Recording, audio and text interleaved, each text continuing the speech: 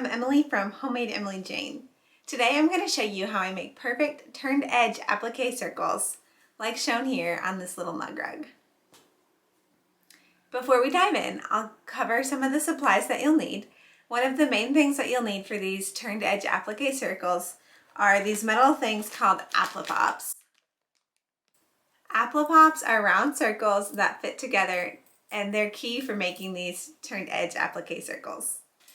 You'll also need some sort of starch. Stay Flow starch works great. However, I am choosing to use Elmer's school glue.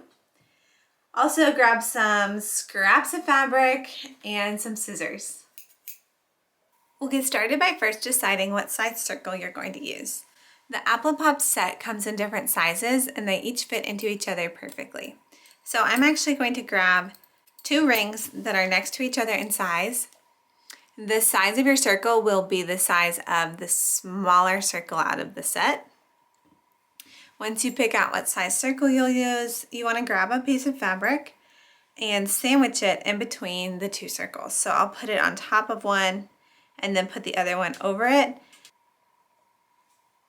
You'll want to make sure that you have some seam allowance on all sides, and then grab a pair of scissors and trim off the excess, just like so.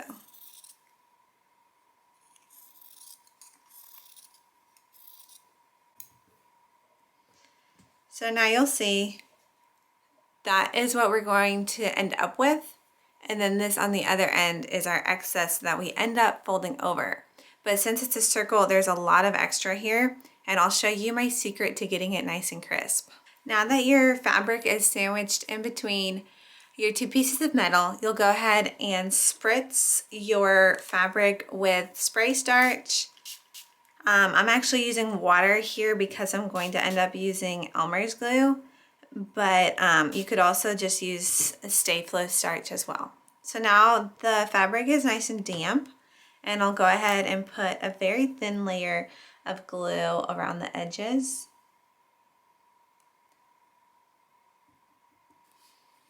So once the edges have some glue on it, we will start to kind of rub that glue into the fabric and then guide the fabric over into towards this smaller circle. You want to be careful to press it inward and not create any creases. So that's where having the fabric a little damp at first really helps. Once you get the fabric nice and turned inward, the next step is to press. So I'll grab my hot iron here and press the edges nice and inward. Now, since this is metal and this is a hot iron, the metal will get hot, so you want to be very careful not to burn yourself at this stage. Once you get each side a little bit started, you can go ahead and put the iron completely on top of the piece and let it sit there for a little while to dry the glue that you just put on.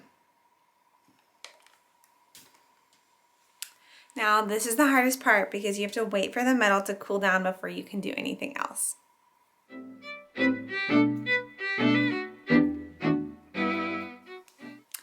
Once the metal is cooled down, you can go ahead and pop the center out from the larger circle, and then from there pop this center circle out of your fabric.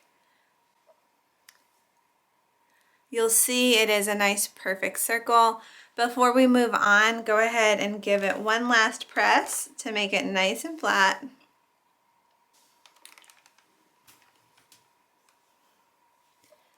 And then you can continue making more with your Applipops and scraps of fabric.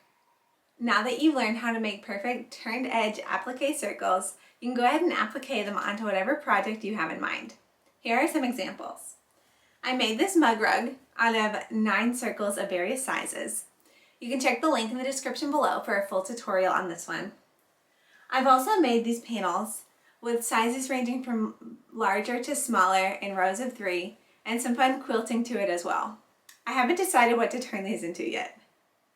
To applique your circles onto your project, begin by pinning them in place where you want them to go. Then, either with your sewing machine or by hand, stitch very close to the edge all the way around the circle. You can use a straight stitch, a zigzag stitch, or maybe even a blanket stitch like I did here. I hope you find a unique way to add these circles to your next quilting project for some fun. If you enjoyed this tutorial and want more quilting tips and tricks, be sure to subscribe to my YouTube channel and also check out homemadeemilyjane.com.